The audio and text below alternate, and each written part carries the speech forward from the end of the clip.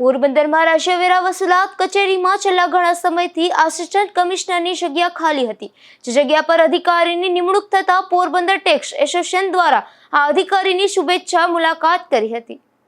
પોરબંદરની જૂની કોર્ટ કચેરીમાં રાજ્ય વેરા વસૂલાતની કચેરી આવેલી છે। આ કચેરીમાં વેરાને લગતી અનેક કામગીરીઓ થાય છે, પરંતુ કચેરીમાં છેલ્લા ઘણા સમયથી આસિસ્ટન્ટ કમિશનરની જગ્યા ખાલી જોવા મળી રહી હતી, જેને લઈને વેપારીઓને મુશ્કેલી વેઠવી પડી રહી હતી। ત્યારે આસિસ્ટન્ટ કમિશનર તરીકે પારસ ગોશિયા નામના અધિકારીની તાજેતરમાં જ નિમણૂક કરવામાં આવી છે। આ અધિકારીની પોરબંદર ટેક્સ એસોસિએશન દ્વારા શુભેચ્છા મુલાકાત કરી હતી।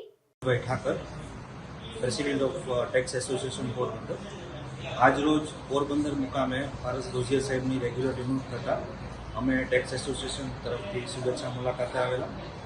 અમે ઘણા સમયથી રાહ જોતા હતા કે ભાઈ પોરબંદર એસજીએસટીમાં કોઈ રેગ્યુલર આસિસ્ટન્ટ કમિશનર સર આવે તો ખરા અર્થમાં અમે એમનો રેગ્યુલર એપ્રોચ કરી શકીએ। જે નિમણૂક થતાં અમે ખરેખર ખૂબ ખૂબ આભારી છીએ અને સાહેબનો પણ અભિગમ ખૂબ પોઝિટિવ છે।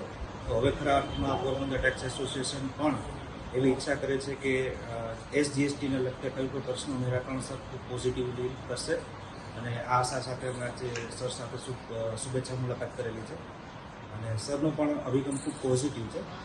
Thank you. આ મુલાકાતમાં પોરબંદર ટેક્સ એસોસિએશનના પ્રમુખ રાજન ઠાકર, પૂર્વ પ્રમુખ કેયુર શાહ, રાજુભાઈ બુદ્ધદેવ, સમીર તેજુરા, સુનિલ દવે, બાલકૃષ્ણ કક્કડ અને કમલેશ તોરણિયા સહિતના સભ્યો ઉપસ્થિત રહ્યા હતા।